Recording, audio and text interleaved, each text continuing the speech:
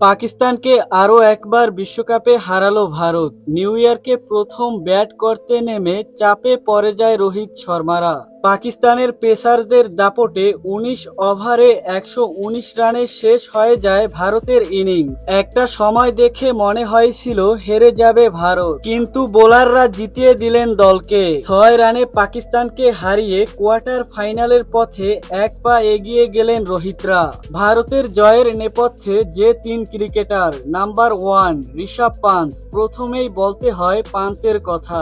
ভারতের কোনো ব্যাটারি যেখানে রান করতে পারেননি সেখানে পান্ত একাই ইনিংস সামলালেন। ৩ নম্বরে নেমে ৩১ বলে ৪২ রান করেন তিনি। ৬টি চারও মারেন পান্ত। বিরাট কোহলি ও রোহিত আউট হওয়ার পর যে চাপ তৈরি হয়েছিল তা কমান তিনি।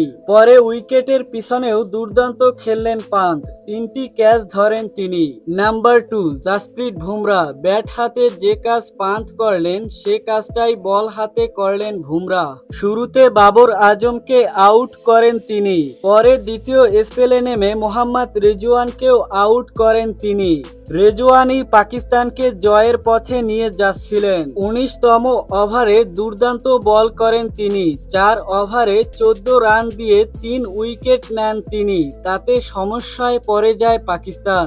নাম্বার 3 অক্ষর প্যাটেল। ব্যাটে বলে নিজের কাজ করেছেন অক্ষর। ৪ নম্বরে ব্যাট করতে নেমে পন্তের সঙ্গে জুটি বাঁধেন তিনি। সেই সময় গুরুত্বপূর্ণ ২০ রান করেন তিনি, নইলে আরও চাপে পড়ত ভারত। পরে বল হাতেও ২ ওভারে ১১ রান দিয়ে ১ উইকেট নেন তিনি। তো দর্শক, ভিডিওটি সম্পর্কে আপনার মূল্যবান মতামত কমেন্টে লিখে জানাবেন। আর ক্রিকেট রিলেটেড যে কোনো আপডেট পেতে চ্যানেলটি সাবস্ক্রাইব করে পাশের বেল বাটনটি অন করে দিবেন।